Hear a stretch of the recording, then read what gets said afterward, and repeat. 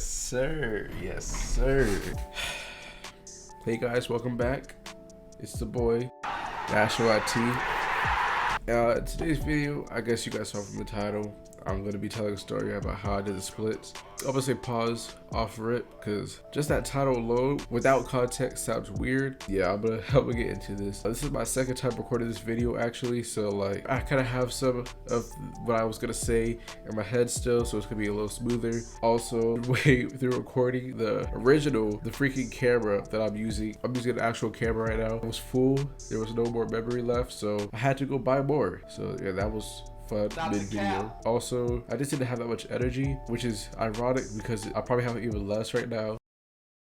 It's 1:17 a.m. but I wanted to get this done so that tomorrow I can get started editing on it, because April 9th is coming up, which will be my 3-year anniversary on YouTube. I really want to get this video up for you guys to show my appreciation. We hit 41 subscribers the other day, or actually on Christmas or something like that. So yeah, I really wanted to make a video. I see us going big places, especially with the new innovations. Ooh, that's kind of rhyming. Hold up. I wanted to put some more effort, more quality, not just quantity. I wanted you guys to see that I'm putting effort into this. I got lights over here, I got a microphone, I got a camera. So yeah, we got the blue, we got the green. I'm talking too much. Let's get into the story. This story takes place in Felony Lane, which is the closest nickname I can give without completely doxing myself. But yes, this area is considered Felony Lane because majority of the inmates from the prisons get dropped off in that area. I just finished filming and I just realized I probably didn't give like enough context to like the area, rather than just saying it was Felony Lane. It's also like an area notorious for the homelessness, drugs, carjackings. Recently it's been said like the 4th of July every other night. I wanted to say that rather than just saying, yeah, the felons get dropped off here, you know, typical. All right, back to the video. I've basically been in and around the area ever since I was born, but I haven't lived there in like the southeast portion of the city since I was like 9 months old. That's when we moved to my crummy apartments where I lived at for like 12 or 13 years. Good job, parents. I never lived there since I was like 9 months old, but my boy still did. So like every other day during my 8th to 10th grade, I would go down there to the little futsal they had. We would go play soccer. But on this particular day, we decided to go play basketball at the Salvation Army with one of our boys' cousins. Alright, so here's the crew. National IT, yours truly, Mario, Luigi, and Wario. Wario is Luigi's cousin because he's shorter and stockier. He's Wario. Luigi is just tall, and then Mario is shorter than Luigi, so he's Mario. The actual person's name rhymes with Mario, so that worked out too. They actually lived in houses 2 minutes outside of a downtown city in Felony Lane that we'll call the Mushroom Kingdom. For me, I live further out, so I have to travel a bit. So on that day, I just had to catch the train smack dab to the center of the Mushroom Kingdom, which is actually a setting of an incident that occurred after the events of this story. What had happened was some twinker walked up out of the darkness on some Batman timing and asked me if I smoke weed, inquiring if I'd like to buy some illegal substances off of him. But since I'm a child of God, of course I said no. But then I proceeded to Will Smith him, and then Army Man style realign his face, you know what I mean? Well, no. Okay, no, I didn't do that. What actually happened was more like this. Do you smoke weed? Huh? Do you smoke weed? No.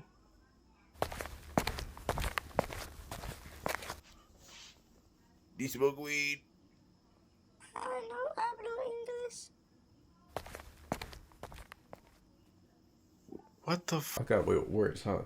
Incredible. The whole train line is kind of crummy. Like, if you live along it, you probably have 50 homeless people living on your front porch as we're speaking.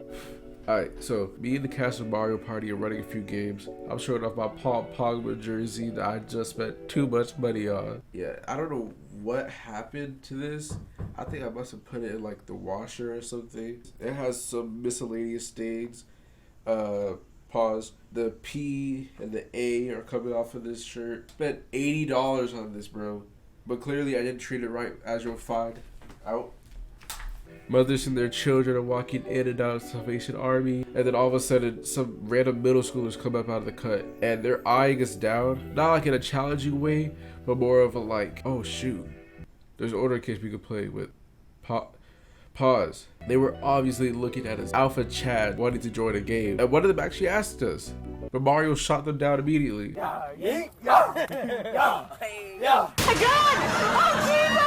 But you know, eventually you kind of get bored of running the same old games over and over again, so we decided to let them play with this. And I didn't mention this previously, but these kids were kind of shy to talk to us because of course we were like macho, but whatever. That went away as soon as we said, yeah, they can play with us. I mean, these kids instantly changed up their demeanor. They were all cheery, goofy, and just all types of stuff.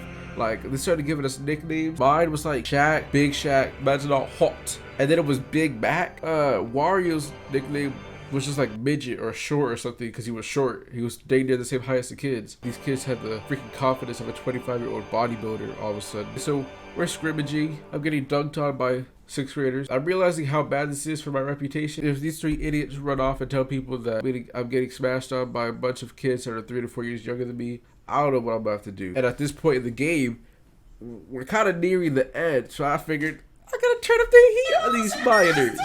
I need to talk to you for a minute. Why don't you have a seat right there, please? So basically, I just started booking it when I got the rock, and the only person who could keep up with me was Mario. And I was getting tired of him hitting every shot he was making, doing all types of super triple jumps and stuff. So I decided, I was like, okay, I'm gonna start making my own shots. So I'm doing layups, I'm doing 3-pointers, I'm tossing all types of haymakers, but none of them are going in. It's because I didn't know the techniques. Not wanting to get played out by a bunch of kids 3 to 4 years younger than me, I decided I needed a new plan. I waited until Mario had just scored his 50th basket of the game, and I told one of the kids to throw me the ball. Mario's all the way at the end of the court. I'm like halfway, about the half line or whatever it's called. I tell the kid to throw it to me. I start sprinting, but I didn't know this kid was Jackie Robinson's reincarnate. So the ball is going like 50 miles an hour down the court. I'm sprinting, but I realized I gotta do a sacrifice play if I'm gonna make it. I gotta get the ball mid-air and throw it back into play. I knew what I had to do.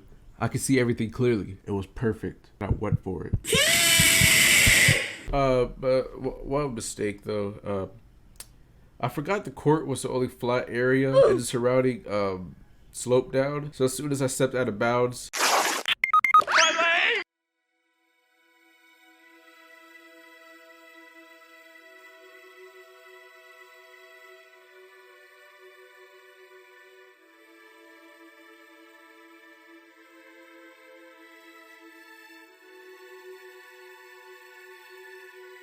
I stepped so far, my left leg went so far in front of my body that simultaneously my right leg followed, but the opposite direction. I had completely done the splits and was sliding down the hill like an upside down T. I fell onto my side, and all I could hear was 20 or so people laughing, spectators and players alike. Yeah, I was laughing too. Laughing in pain, ready to go and ready to forget this too.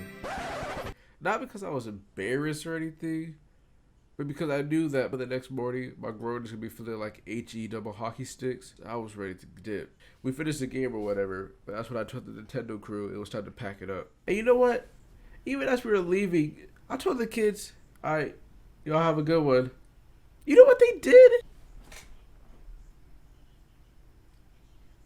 I swear, they was all cheery and talkative, but as soon as I decided to show respect to them, I guess they decided it had none for me. Just because I did the splits doesn't mean that I'm not human. Whatever, so we walk in the direction of the train stop. Wario breaks off in the direction of his home. Luigi decides he couldn't care less how I got home or if I was okay, so he decided to walk home. Mario, he stayed with me. He walked with me to the train stop, but only because he wanted to go to the 7-Eleven across the street. So after 2 minutes of waiting with me, he decided to dip off, which I was used to at this point because like these guys never stuck with me when I had to wait to be picked up or something. It could be 9 p.m. at night, in the middle of the freaking park that we used to play soccer at, and they ditched me under a street lamp. They did not care. They lived 30 seconds to a minute away. So they could have walked after I got picked up, but they decided no. This was when I was offered the good kush, turned it down, and they got on the train and overheard the security talking about how this is not a good area to be at night. Personally, I could care less. If someone pulled up on me with a freaking knife and told me to give them everything I had,